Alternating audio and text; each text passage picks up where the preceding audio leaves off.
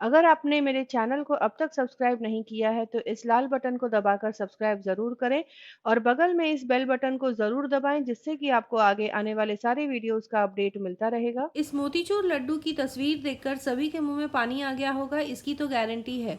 शायद ही कोई ऐसा होगा जिसे मोतीचूर के लड्डू नहीं पसंद होंगे। मोतीचूर लड्डू बनाने में बहुत मेहनत भी लगती है, तो आज इस वीडियो के द्वारा मैं उसी मेहनत को पूरी तरह ख़त्म कर दूंगी और आप हमेशा इसी तरह से इस लड्डू को बनाएंगे। तो आज मैं आप लोगों के लिए लेकर आई हूँ मोतीचूर के लड्डू एक अलग अंदाज में।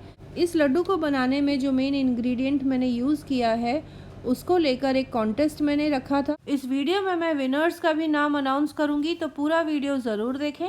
तो चलिए एकदम नए तरीके से इस मोतीचूर के लड्डू को बनाना शुरू करते हैं। इस लड्डू को बनाने के लिए मैंने ले लिया है 1.5 कप के बराबर बारीक वाली लापसी।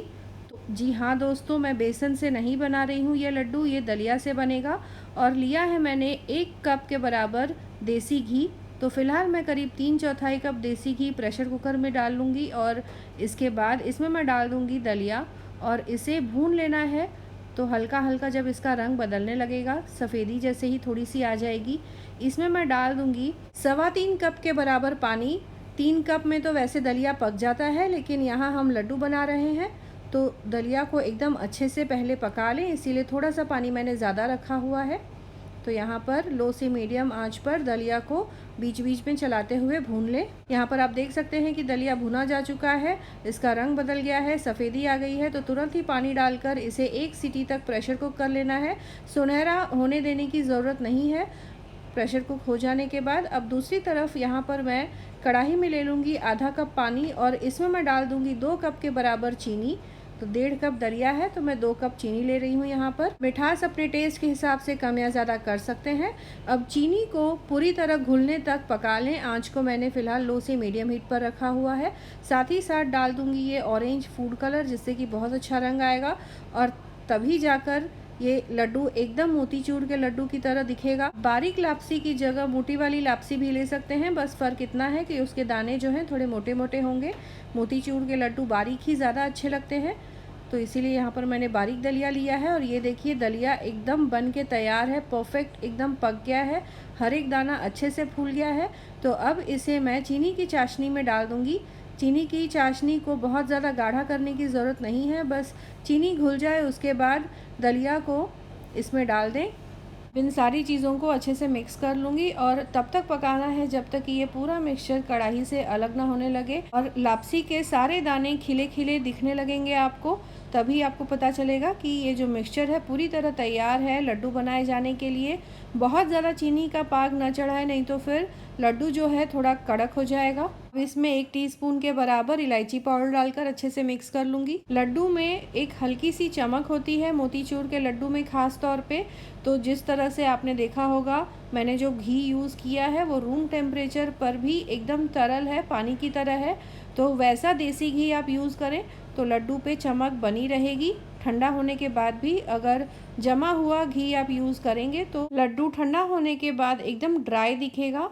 तो इसीलिए इसी तरह से थोड़ा सा तरल घी यूज़ करें। अब इसमें मैं डाल दूँगी थोड़े से खरबूजे के बीज इस तरह से, जो कि लड्डू के एक ख़ास इंग्रेडिएंट है। और थोड़े से पिस्ता भी मैंने पतले पतले कतरन काट कर रखी हुई है, उसे डाल दूँगी और अच्छे से मिक्स करके पकाना है। ये देखिए इस समय ये जो लापसी है एकदम हलवा की तरह इसकी कंसिस्टेंसी है। इसे मैं करीब 5 से 7 मिनट के लिए धीमी आंच पर और पकाऊंगी और इसी तरह से लगातार चलाते रहें ताकि ये तले में चिपके नहीं, क्योंकि ये वक्त है जब चीनी का तार चढ़ जाएगा या तो फिर चीनी जो है तले में लग जाएगी तो लड्डू का टेस्ट ख़राब हो जाएगा।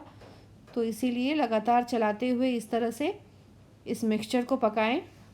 थोड़ी देर में आप देखेंगे कि लापसी के दाने जो हैं एकदम खिले खिले हो गए हैं, बिल्कुल मोतीचूर का जो मिक्सचर हम चाशनी में पकाने के बाद देखते हैं उस तरह से। यहाँ पर पिस्ता की जो कतरन है उसे डाल दिया है, इसे मैं अच्छे से मिक्स कर लूँगी।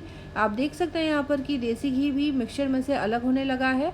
तो इस समय आंच को बंद करके इस मिक्सचर को ठंडा हो जाने के लिए छोड़ दें। पूरी तरह ठंडा नहीं करना है, बस उतना जितना कि आप इसकी गर्माहट सहन कर सकें, बस उतना इसे ठंडा कर लें। और फिर थोड़े थोड़े मिक्सचर को हाथों में लेकर लड्डू जिस तरह से बांधा जाता है उस तरह से लड्डू बनाकर तैयार कर लें। ये देखिए एकदम परफेक्ट मोतीचूर के लड्डू की तरह ये बनकर तैयार हुआ है। इसी तरह से मैं सारे लड्डू बनाकर तैयार कर लूँगी। तो है ना एकदम मोतीचूर लड्डू बनाने की सबसे सिंपल रेसिपी। आप इस तरह से मोतीचूर के लड्डू बनाएं, सभी को बहुत पसंद आएगा। आप इस रेसिपी को ज़रूर ट्राई करें और कमेंट करें अपने एक्सपीरियंस के बारे में। अपने दोस्तों और रिश्तेदारों के साथ भी इस रेसिपी को ज़रूर शेयर करें।